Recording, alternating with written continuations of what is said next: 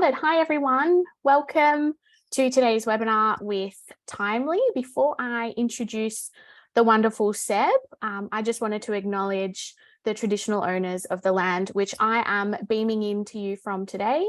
So I'd like to acknowledge the Wurundjeri people of the Kulin Nation and acknowledge their elders past, present and emerging.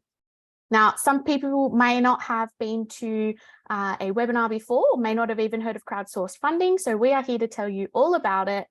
But before I get into that, just a quick little bit of admin of how today will work. The lovely Seb will do a little bit of a presentation talking us through Timely Coffees, their journey to date, which has been pretty exciting. So I can't wait for you all to hear a bit more about it. And where they're sort of looking to go in the future and a little bit more details about the raise that they're undertaking at the moment. So without further ado, I'll hand over to Seb. Actually, I will just say we are recording this, everybody. So if you do have to duck off or if somebody couldn't make it, we'll be emailing the link around afterwards. So don't feel like you have to stay the whole time. You'll be able to catch up as well. So I'll hand over to Seb. Right.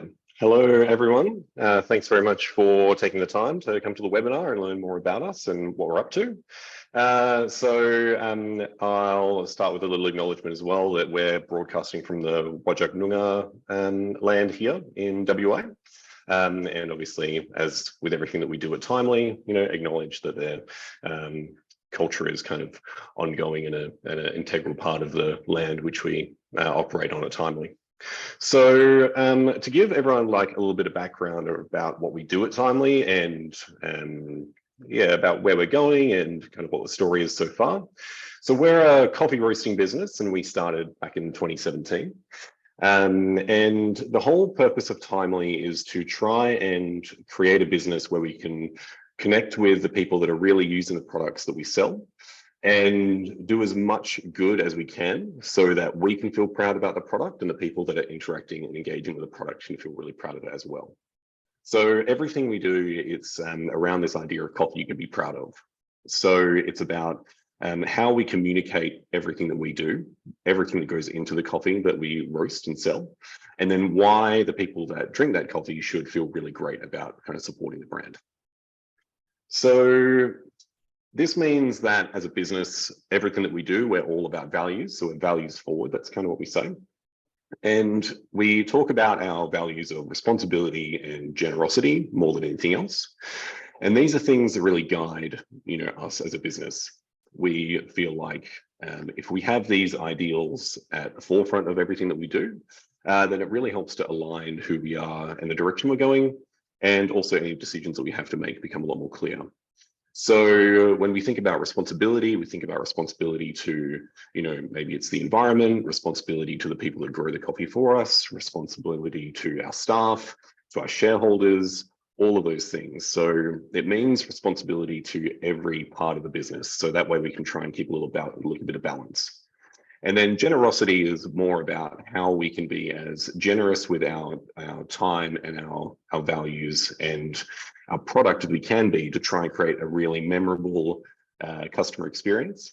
So the idea is that everything about Timely is about not just making really great coffee, because we do believe that our coffee is delicious, but we really want to make sure that we can really hone in on how our customer is really going to feel when they interact with our product.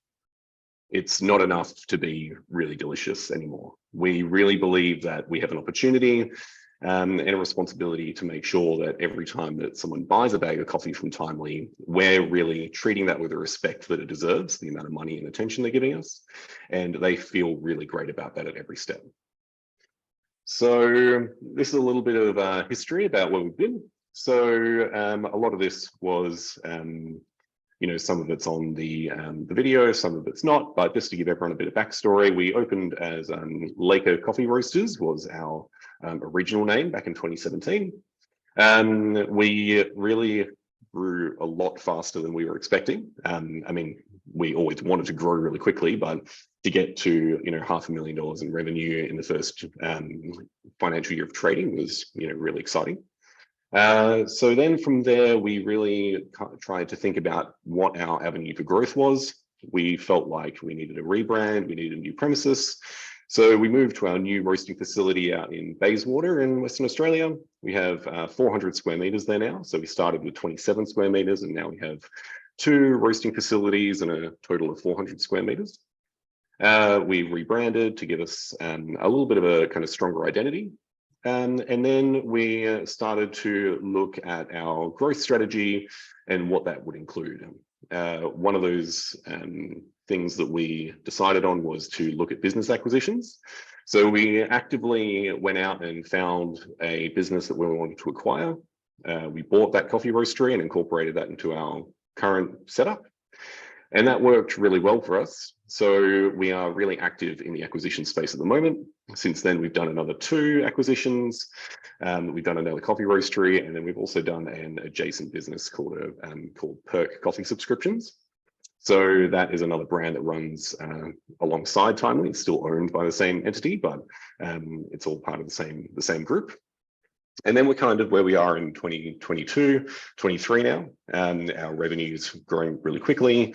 And more than anything, the faster that we grow and the more that we grow, the more excited I just become about the future of Timely, about everything that we can kind of achieve, which has kind of brought us to our equity crowdfunding round. So the idea is that the bigger that we grow, the more positive impact we can have on the world around us, which like I said before, is kind of all about what we do. So a couple of basic things. We have an initiative where we plant a tree for every bag of coffee that we sell at Timely. And through Perk, our adjacent brand, we also reclaim 1 kilo of plastic from the ocean for every 1 kilo of coffee that we sell. So the idea is that anyone that buys coffee from either of these brands really knows kind of the impact that they're going to be having, which means that the bigger that we grow, the greater impact we can have. So we also really want to make sure that we're accessible and there's something really for everyone. So with Timely, our product range is based on whether or not people are going to be using our product at home, in their business, or maybe in their cafe. So, we have a lot of people that will buy our coffee and serve it in their cafe or restaurant. We have a lot of people that will come to us and want a customized blend for their cafe, restaurant, or maybe, sometimes we have corporate partners that want a customized blend as like a gift subscription or something like that. But our core focus, especially in our marketing, is all about coffee at home. So the main problem that I see when we're selling coffee to businesses is that it's really challenging to connect with the people that are going to be drinking that coffee at the end of the day. It's not that I don't love selling our coffee to businesses, but it's just a lot harder to really, for me to feel really passionate about that. So I love to be able to market our business to the people that are really going to be consuming that and to who are going to be interacting with that. And so that's where the core focus of our marketing is. And as a result, that's where we're seeing the majority of our growth. It's the fastest growing part of our business. And obviously at retail prices, it's the most profitable part of our business as well. I'll just jump in. Sorry, Seb. If anyone has any questions, please pop them in the Q&A bubble at the bottom and we'll get to them at the end. Over to you. No, cool. And so this is a little bit about Perk. So Perk is a bit different. Perk is a business, it's called a coffee subscription business. So the idea is that Perk sources coffee from different roasters around Australia, and people sign up for a monthly installment. So every month people will get a different coffee. The advantage to that is that there are a lot of people looking for this kind of service. And this gives us an opportunity to access all those people, because we can feature ourselves at Timely, we can feature people who are maybe close to us in terms of buying green coffee with us and things like that, other brands that are associated. But it's really a part of our strategy that, similar to acquisitions, it's about trying to create a bit of volume. So with this, we notice that there are definitely people online, maybe they're searching exclusively for coffee subscriptions. And we really want to be able to, create a product that really caters to that person as well. So we can bring them into the Timely ecosystem and we can access more and more people. So this is what we were talking about before with our marketing towards home consumers. So the idea for me is that, coffee is something that I always see is coffee is something that you and Coffee is something that we really take for granted sometimes. When we go to a cafe and we kind of have, our flat white and our long black, and I do this as well. Sometimes we don't really, think about exactly where that's from or kind of all the work that goes into it. The idea that, the coffee that we drink, started literally as a seed on a tree on the other side of the world. And it's been picked by hand and brought all the way to us here. And then, it's put in a grinder and a barista makes it. And then, $3.50 later, we have a really delicious coffee. It's actually pretty amazing. And I feel like if people really knew kind of how much goes into that and how much good their coffee could do if it was traded really fairly, and if it was done in a way that, had other kind of benefits like tree planting and plastic reclamation, then this is something that people could be, really proud of. And that's really the focus for Timely in terms of, how we're kind of framing the product. And I'm really glad to say that I believe it's working. So last year we roasted 65 tons of coffee, 65,000 kilos. So that is the equivalent of 3 million cups of coffee drunk around Australia in the year. And that's a really good position to be in. So we obviously love that there's 3 million cups of coffee. And the point that I kind of see for this is that every year where, people think that Timely is kind of going to kind of reach its plateau, we keep growing. And every time we have a year where we grow, I just keep seeing more and more opportunities. I just don't see a point where this is going to kind of slow down in the near future if we still have the energy and the passion to drive it, which, we definitely do. So, this growth is not something that just happens by mistake. It's something that we kind of design into the business, and we're really proud to be kind of achieving it. So these are the directors of the business. So obviously there's me, I'm the managing director and co-founder, and then my business partners, Georgia and Tristan, co-founders and directors. So we have a couple of shareholders as well, but they're not listed here. So the three of us are the majority shareholders in the business. And then these are the people that work with us. There are a couple of casual staff on top of this as well that aren't featured. They only came on in the last kind of week or so.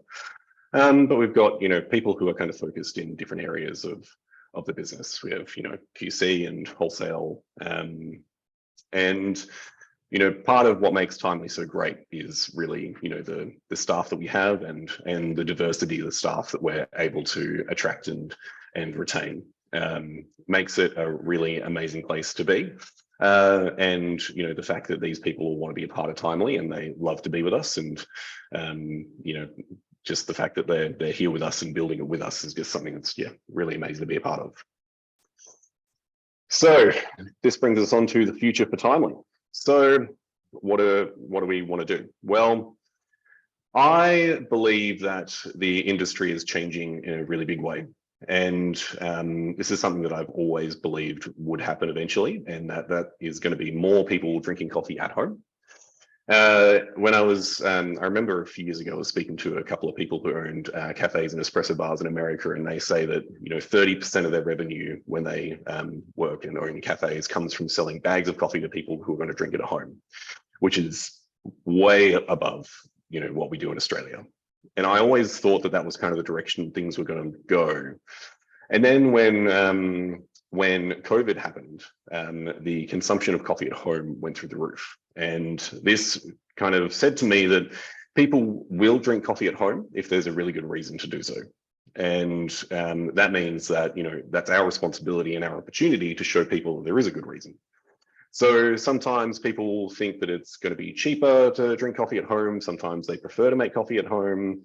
Whatever the reason is, I feel like that part of the market is growing and is going to continue to grow. And we want to be ready when that becomes, a really big part of the industry. That's what I'm really passionate about. It's about connecting with people that are going to be using these products. And that's what really excites me. So that's how we're gearing the business. And like I said, the D2C part of our business is the fastest growing, aspect of everything that we do. And, we're really happy about that. But how are we going to get there? Really, the biggest things that we're working on at the moment is marketing and how we can have enough of kind of a bandwidth in the staff team to make sure we have enough attention to give all the different parts of the business. So we believe that if someone tries Timely for the first time, they're going to really love it, and they're probably going to stay and be a long-term customer. And that's kind of what's been happening so far, which is why we're growing so quickly. So we know that our customer retention is really high.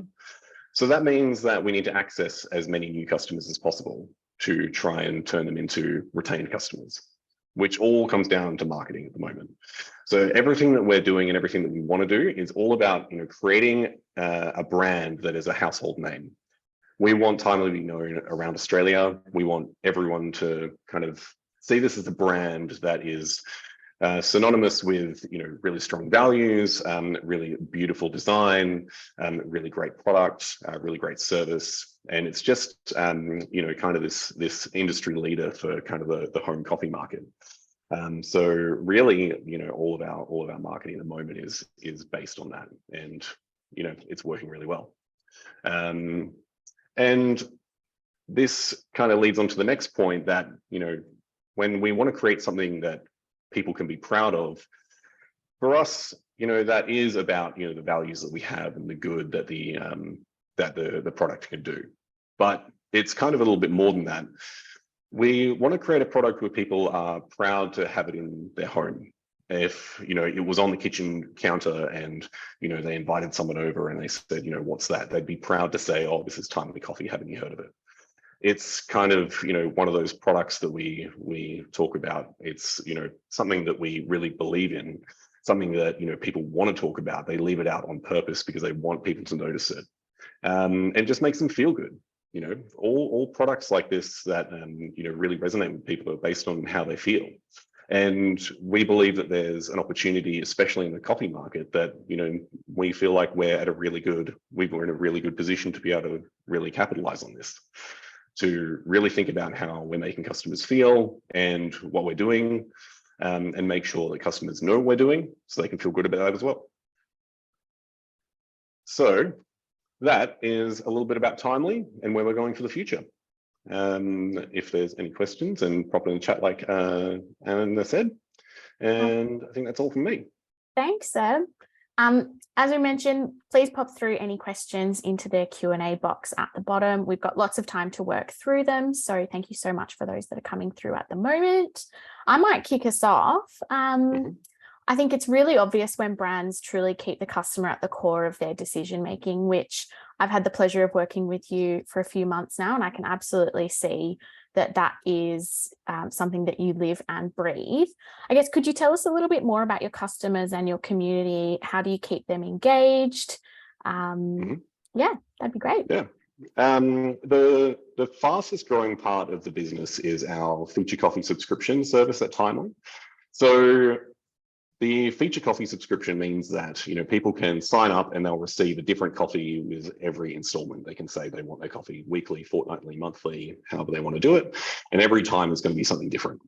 So this means that it's going to be coffee roasted by Timely, done in the Timely way, which means that, like we do with everything on the front of our packaging, we have a really great story about where the coffees come from and the people that grew it. But they're going to receive something different, and they're going to be able to taste coffee from every part of the world that we have access to. And it's going to be seasonal. Sometimes they're going to get coffee from Guatemala, sometimes Rwanda, wherever it's going to be.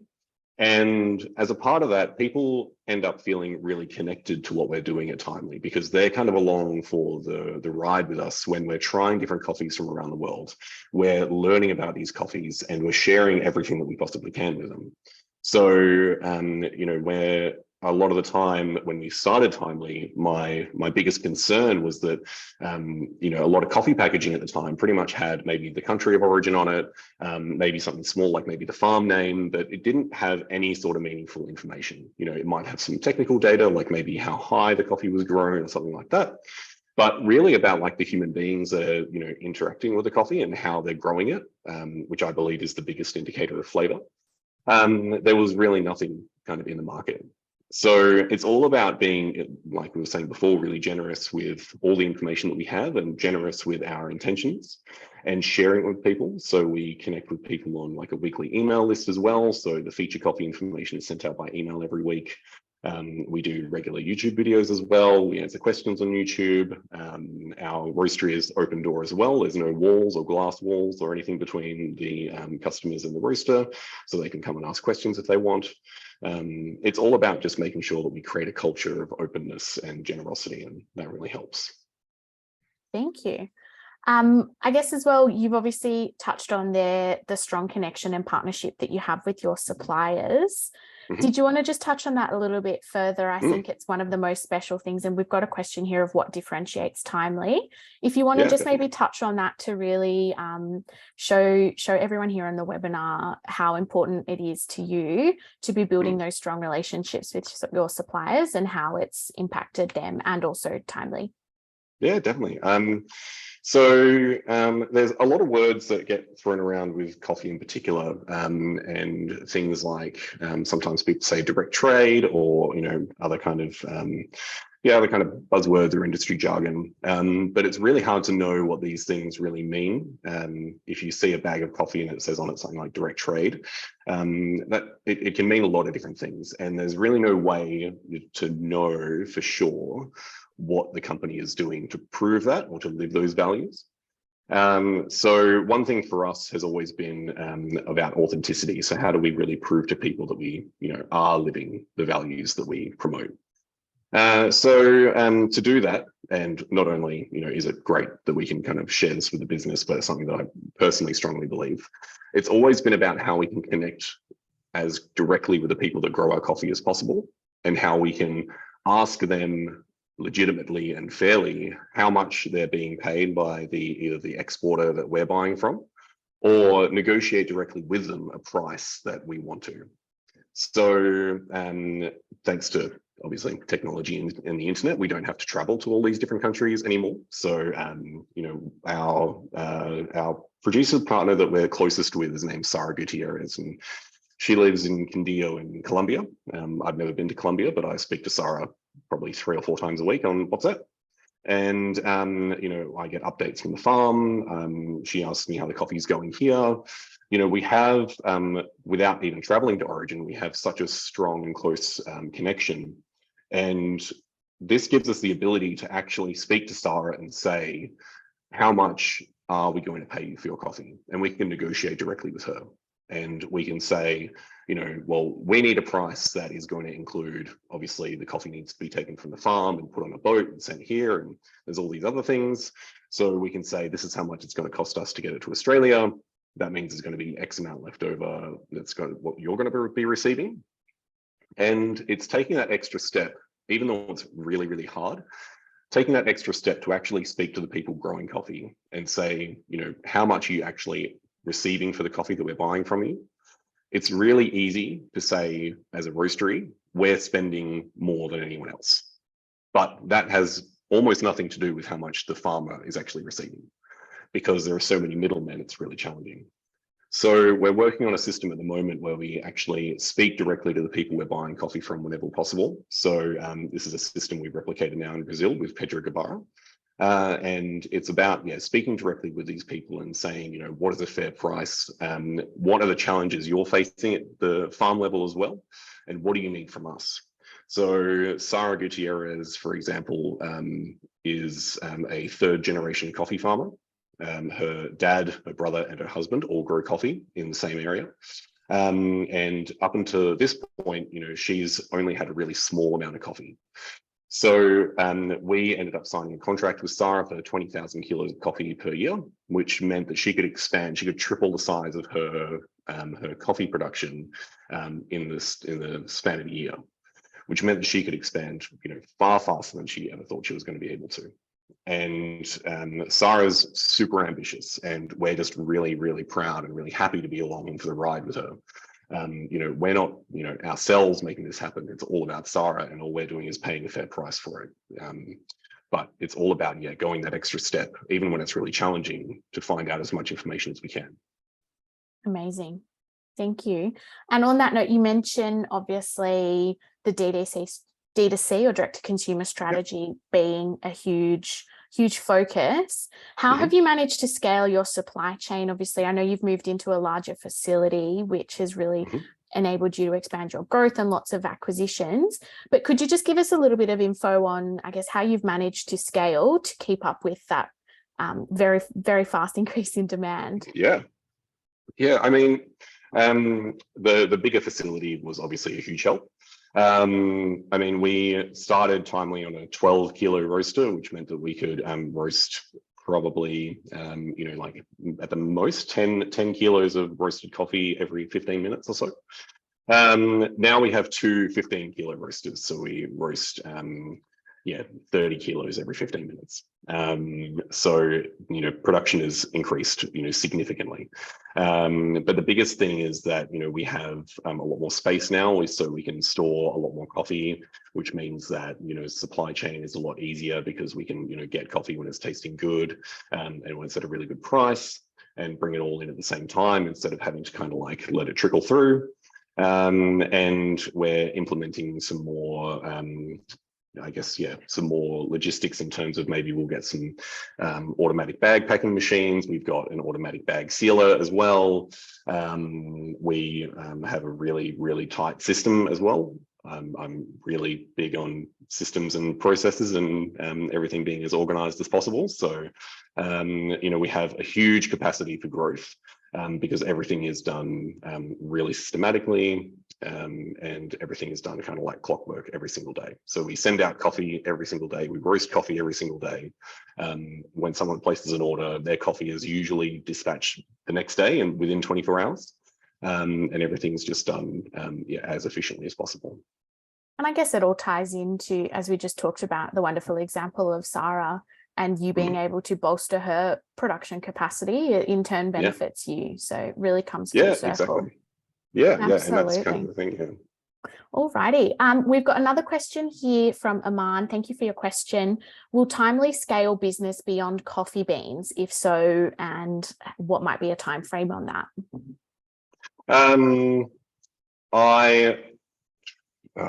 It's a hard one because it's hard to predict the future.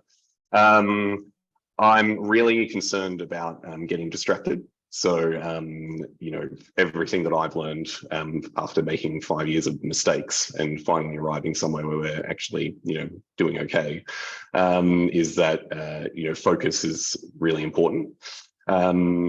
So at the moment, I would say no, unless a really amazing opportunity that I couldn't pass up came along.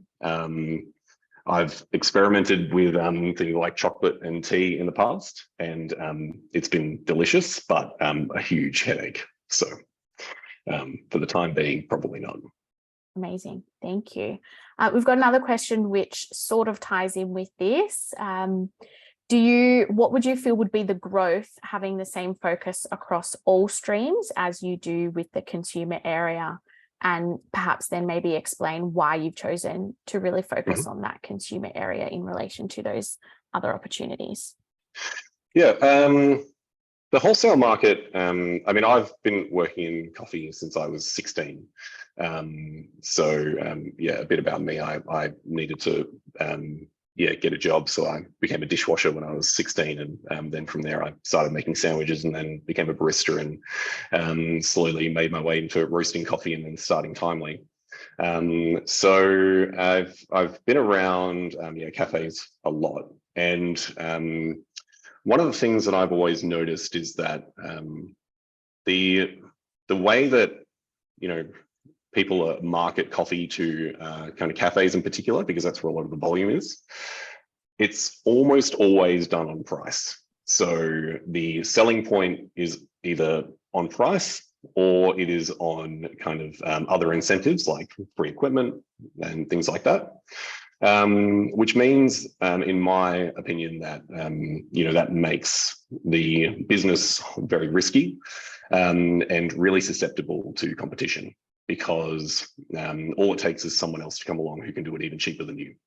So none of what we do is to say that we don't love to sell wholesale coffee, but I believe that if we are going to market to cafe owners, restaurant owners, other corporate businesses, then it has to be done in a way that is not just focused on price. So it still has to be focused on values, how they're going to feel when they're using it, things like that. Which means that the marketing is largely the same. So when we market things to the direct consumer customer, that a lot of those messages really translate really, really well to the corporate customers that are looking for something that isn't necessarily the cheapest on the market, because that's definitely not us. There's no way that we're the cheapest coffee out there, and that's okay. So we operate a business where we're more focused on doing a product that we're really proud of and other people can be proud of. And the more that we migrate into an aggressive move into wholesale means that our margins will get even smaller. Everything will become a lot riskier. And yeah, it just becomes a lot more challenging. So yeah, that's kind of where I'm at. And it dilutes your touch point with the customer at the core of it as well, which is, Completely. as we've already talked about, essential to Timely. So thank you. We sold to we've sold to cafes for a long time, and we still do, it's a bit of a volume game, because you can get one cafe account and they buy 60 kilos of coffee from you a week, and you feel great about that, but then you don't make a lot of money on that, and also it's really high risk, and you also just don't, like you're saying, don't interact with the people that are drinking it, which makes it really hard to communicate your messaging. Yeah, thank you. We've got a bit of a two-pronged question here, so I'm going to combine two. So thank you to these two webinar attendees. We've got, where in Australia, obviously you're based in Perth, and you've got a really engaged local community with your retail and hospitality site. In terms of direct to consumer, where do you see the bulk of your income coming from across Australia? What might be the next sort of state that you might target in terms of your growth strategy there? We can talk about use of funds later as well. And how do you really plan on getting other states to hear about Timely and get it in their hands to try it for the first time? So we have a really good following in Melbourne and Sydney. That's where a lot of our orders come from. We see ourselves either now or really want to become a national brand. And I love that there's a lot of people, and everyone talks about Melbourne being the coffee capital of the world, and I love that there's people buying coffee from Perth. So that's always great. I think that we've been asked a few times whether or not we're going to start a roastery in another city. Again, it's one of those things that you can never say no to. But we have again, really tight logistics where we are. We're shipping at a volume where our shipping rates are really low, which means that it's not that much more expensive to ship from Perth as it would be from anywhere else. So we probably consider doing another city at a time when it made financial sense to do so. So if we knew that we had enough volume in Sydney, for example, where setting up there would just be a no-brainer, we might think about it then. But at the moment, because everyone's shopping online and everyone's buying express, and our shipping rates are so low, there's not a huge advantage. But it's definitely worth, the question about how we're going to access those markets is a really good one. So everything is about marketing, like I've been saying. The Birchal experience has shown me, the value and the power of things like Facebook advertising and, all of that. It's not something that we've really experimented with a lot in the past. We do a lot of like Google ads. We've even done a little bit of some more kind of lo-fi things, like we've done some billboards before, and we've done the Frankie magazine. We have a really good partnership with Frankie that we publish in, I think, pretty much every issue. So I think that it's going to be about finding other brands and other companies that we're really closely aligned with, like Frankie, and maybe working with them to do more. And trying to find customers that are actually really going to love it. So it's all about isolating the customer groups that are really going to resonate with Timely, because no one wants to be advertised to if it's a product that they're not going to love. So, and we don't want to be like that. We want to talk to people who we believe are better off with us than without us. So it's going to be about marketing with Facebook, online, publications, maybe wider billboard. But yeah, the idea is to pretty much target as many mediums as we possibly can. Awesome. I'm going to take part of one question just because it ties really perfectly to this. We've Yep. got, if profitability is strong, could you fund growth plans out of that rather than seeking investment? And I'll extend on that. What really attracts you to crowdsource funding? Obviously, community is the pillar of everything that you do.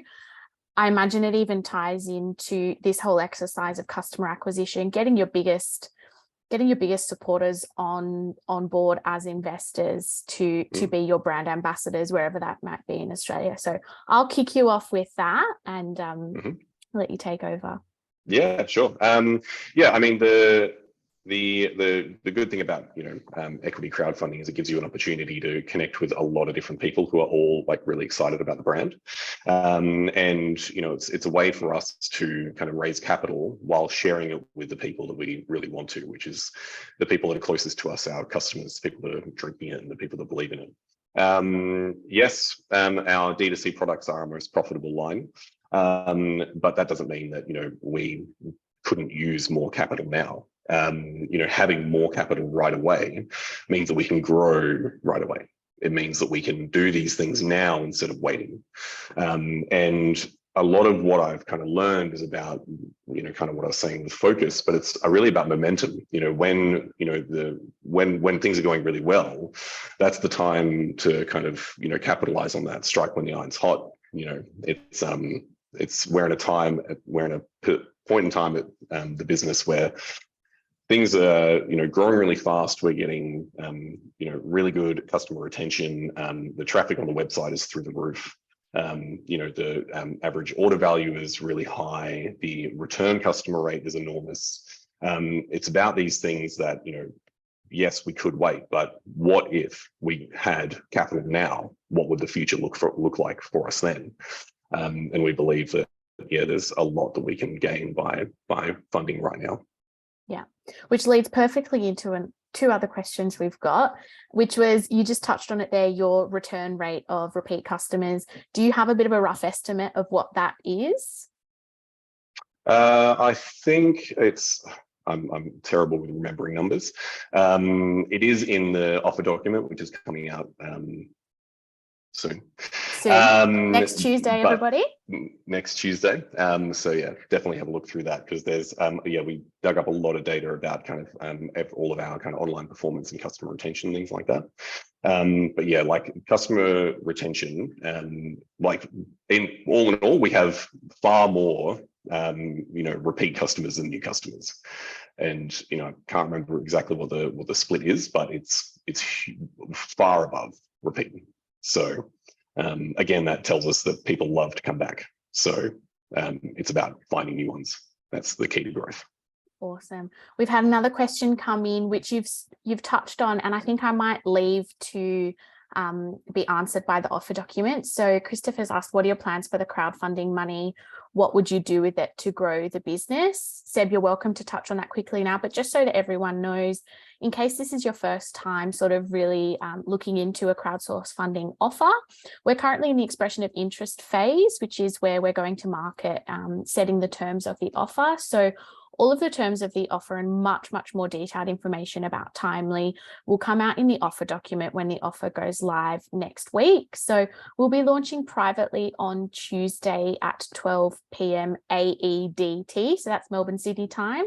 That's 9 a.m. Perth time, I believe. So forgive me, I do always get my time zones confused. Seb has had a lot of patience with this. So all of the details about the use of funds will be outlined in that offer document, both at the minimum and the maximum that Timely is looking at raising in this round. So any specific questions you have on that will definitely be answered by that offer document. So Seb, if you want to touch on it quickly, you've sort of generally outlined what your strategies are. So unless you had anything to add, we might move on to our next question. I mean, I'll just add one thing quickly. I mean, the good thing about where we are is that we have, really high capacity in our facilities at the moment. So we can do roughly 3 times the amount of volume we're doing now out of where we're at currently, which means that, we could essentially triple the revenue without having to have a huge amount of outlay in terms of infrastructure. Obviously, we'd need more staff and things like that.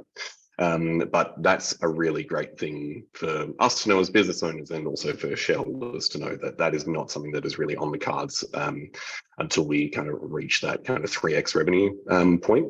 But yeah, a lot of it will be in the offer document. It is about working capital and marketing, really. That's the key to the next step for us, for sure. Awesome. We have another question as well. Are there any plans for international expansion? There's no plans, but again, not saying that would never happen. We do get quite a lot of inquiries about people wanting to take it, especially to Asia. Nothing that has been really too good to pass up right now. And again, a lot of it's about focus for me. So no plans, but again, can't say it would never happen. Awesome. We've also got a question about your average order value per customer, and at what rate and time frame that is growing. I mean, the average order value, I think at the moment is sitting around $25, $30, something like that. But that's not the lifetime value of the customer.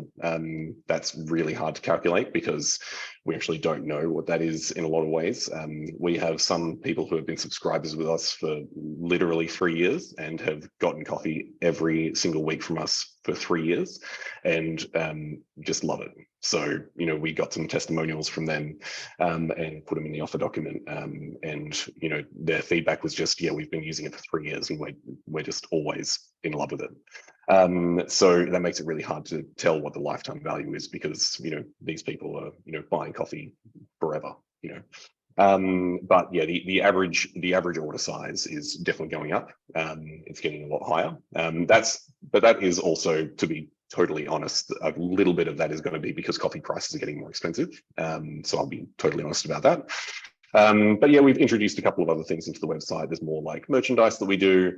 One thing that we wanted to introduce to try to attract new customers or make the kind of first shopping experience as friction-free as possible is we introduced our timely bundles as well. So that means that they can get a selection of 4 different kind of single origins or 4 different blends, which obviously increased the average order value, but it also increased first time customers. And then from there, it meant that all of our repeat customers went up as well because pretty much everyone's converted into a repeat customer. But yeah, that average cart value is going up as well. And yeah, lifetime value is continuously going up. So awesome. Now you mentioned customer testimonials. I have actually got one here. I've got from Vaughn. Thank you so much. As a customer, I agree with Seb. As a coffee subscriber, the customer experience is fantastic. One of the most recent coffee that they got was from Timor Leste. It is an outstanding experience getting the coffee from the packaging to the note in the package. So thank you. Yeah, I mean, every coffee that we send out has a handwritten note as well. It's again, it's about like all these things are really hard, but it's about what we can do to make the customer experience great. Love it. We've got a few questions now on just the acquisition. So we might focus on that for a moment. So we've talked about it a little bit. So obviously, based on the presentation, a lot of the growth seems to be done through acquisitions. Could you tell us a little bit more about them strategically? Why did you bring them into your business? How have they integrated with your systems? What else have we got? So I'm combining 3 questions at once. So thank you everyone for your patience. And then also combining this with how has that impacted perhaps debt that Timely has acquired through that process? Yep. So acquisitions have been really good for us because like with a lot of things, volume is a really good way to bring generally your cost of goods down. So we, like I said, we want to access new customers. Acquisitions are a really good way to achieve that because we can kind of enter into I guess a customer group, introduce ourselves, give everyone a chance to try us. So the churn rate for customers from acquisitions is incredibly low. So we're really happy with that. Again, as a business, we have to believe that if people try us, then they're going to stay. And if we don't believe that, then we don't really have a business. So, we kind of go ahead with that belief in mind, and it's turned out to be the case. And we're really happy about that. So the good thing is that, a couple of those acquisitions had been more focused in the wholesale market, and those customers have stayed. And like I'm saying that, we love our wholesale customers, and nothing that I'm saying is to say that we will stop doing wholesale or we won't attract new wholesale customers, but it's about, how we acquire them is the really important part. But that meant that, our volume kind of went up really quickly, which was great because our cost of goods went down. And then another one of the acquisitions we did was more in the D2C space, and we acquired a lot of new customers there, and they all the performance of that business has gone through the roof as well. Because it's about finding a group of customers that are already using a service. And for us, it's thinking, well, if we were able to service them in a way that is consistent with Timely's values and our product, how would that kind of look? And we enter new acquisitions when we think it's going to be an improvement on what the base is that we're already acquiring. And to the other part of the question, obviously these things all come with debt. I always make these decisions based on what's going to be the best long-term move for the business.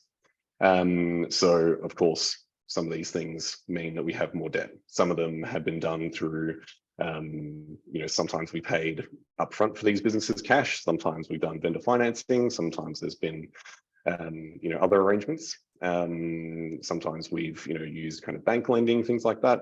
But, none of these things are going to come without debt. That's just the nature of it, but it's all about growth and sustainable growth, and that's what we've achieved as a result of it. So, awesome. Does that kind of answer the question? Yeah, it does. Thanks, Seb. Yeah, great. We've got another question of what areas of skill from your team do you think you'll need to add, or any perhaps strategic hires that you might need to look to make shortly? I think that, our team is pretty good, I have to say. But yeah, I obviously love our staff. I couldn't agree more. Yeah, they're really great. The thing is that, like with a lot of high growth businesses, the reality is it would be cheaper if we had fewer staff. So the fact that my job is, a lot of my time is dedicated to growing the business means that I'm not roasting coffee or shipping coffee. So, in another way we could think about it, there's another person that we potentially are hiring that we don't 100% need to, but we believe it's the right thing to do so that we can continue to grow. So it'll probably be a point where we take on someone who can maybe take on some more of the responsibility from me and my co-founder, Georgia. Georgia does all of our marketing. So the video that you have most likely all seen, the presentation you saw here, the offer document, it's all done in-house by Georgia. That's one of our strengths, that we can kind of do all of our branding and marketing in-house. It means that obviously it's a little bit cheaper for us, which is great, but it also means that we have a really in-depth understanding of what we want out of this marketing material. And she's amazingly talented, which really helps. So maybe it's some people to maybe take on some of that workload from Georgia and myself, maybe someone in the marketing department. Potentially someone that can help, maybe bring someone in who can make things even more efficient in terms of logistics and shipping and things like that. But yeah, the majority of the time, so historically, we've done a lot of internal promotion as well. We've needed someone for a new role. We always hire internally, or we always promote internally whenever possible and train them up. We always, and I still always believe that it's a lot easier to train someone on the skills as long as they have the right values and attitude in mind. You can't really train someone to care about what they're doing. So we'd probably look for people with specialized skills in taking off some workload from Georgia and myself. Awesome. Thank you, Seb. Did anyone have any further questions? If you do, pop them in just before we wrap up. We almost are right on time, which is a miracle. Amazing.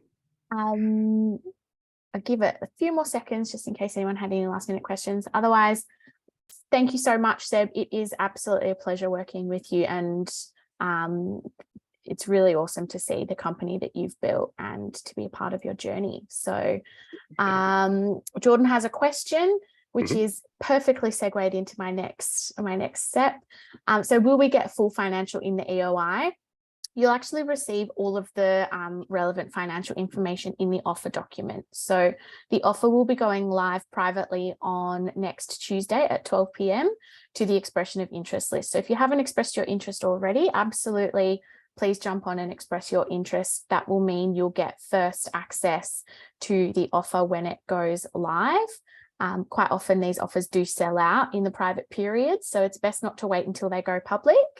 So yes, you'll receive the full financial information, all of the outline of the, as I mentioned, the use of funds and lots of other information. But any questions you might specifically have, there's a discussion board on Timely's profile. You can also shoot Seb an email or reach out directly that way as well, as he is all here for your questions and here to help. So I might finish it there. Thank you so much, Seb. And yeah, that's okay. I might just add one thing if that's all right. I just wanted to say, definitely reach out to me. Send me an email at seb@timelycoffees.com.au if you have any questions.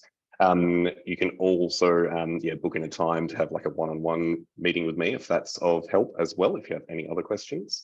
It doesn't matter if you are planning on investing $250, $1 million, you're not really sure yet, whatever you want. I really love to speak to the people that are interested in the brand, so please don't be shy. But also just want to say thank you very much to Gianna and the team at Birchal. It's been a really great experience, so really thank you very much for everything. Our pleasure. Thanks, everyone. Thank you very much. Chat soon, Seb. Have a good day, Great. everyone. Right. Speak to you later. Bye.